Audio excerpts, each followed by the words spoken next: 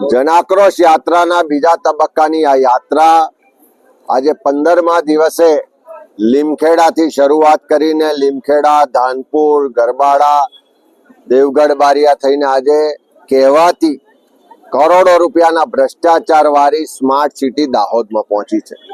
આ દાહોદ ખાતે બધા જ વર્ગ વિસ્તારના લોકો, કે લારી ગલ્લા પાથરણા વાળા હોય, સામાન્ય મધ્યમ વર્ગના લોકો હોય, વેપારીઓ હોય, બધા જ લોકો આક્રોશ સાથે કહે છે કે સ્માર્ટ સિટીના નામે આ ભારતીય જનતા પાર્ટીના શાસકોએ દાહોદ શહેરમાંથી કરોડો રૂપિયાનો ભ્રષ્ટાચાર કર્યો। આજે પણ સ્માર્ટ સિટીની વાતો કરે છે।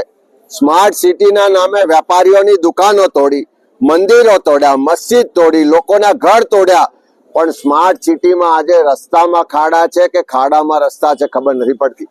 સ્માર્ટ સિટીમાં પીવાનું શુદ્ધ પાણી નથી મળતું। રખડતા ઢોરને કારણે રોજ અકસ્માતો થાય છે। જે તળાવ પર મોર્નિંગ વોક માટે જાય, વિદ્યાર્થીઓ પરીક્ષાની તૈયારી માટે ગ્રાઉન્ડ પર દોડવા જાય, એમની પાસે નાણાં વસૂલવામાં આવે છે। ચારે તરફ ભ્રષ્ટાચાર છે એવો આ શહેરના લોકો આક્રોશ સાથે વ્યક્ત કરી રહ્યા છે। આખા દિવસ દરમિયાન પણ દરેક ગામમાં નલ સે જલના ભ્રષ્ટાચારની બૂમ છે।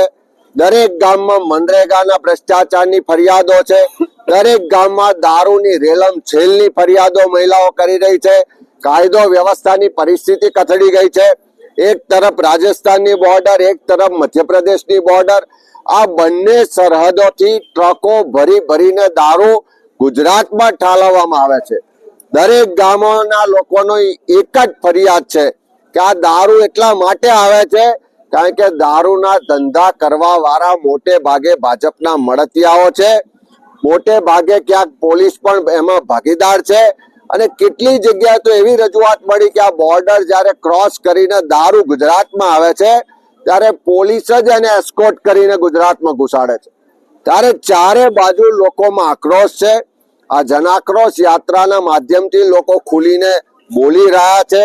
પોતાના હક અધિકાર માટે લડવાની તૈયારી સાથે આવનારા દિવસોમાં આ જ મધ્ય ગુજરાત ને ગુજરાતના લોકો, સરકાર જો એમના પ્રશ્નોનું નિવારણ નહીં લાવે, એમની ફરિયાદો, ભ્રષ્ટાચાર, ગેરવહીવટની સામે પગલાં નહીં લે તો આ જ લોકો કૂચ કરીને વિધાનસભાનો ઘેરાવો કરવાનો પણ સંકલ્પ આજે આ જનાક્રોશ યાત્રામાં જનતા કરી રહી છે।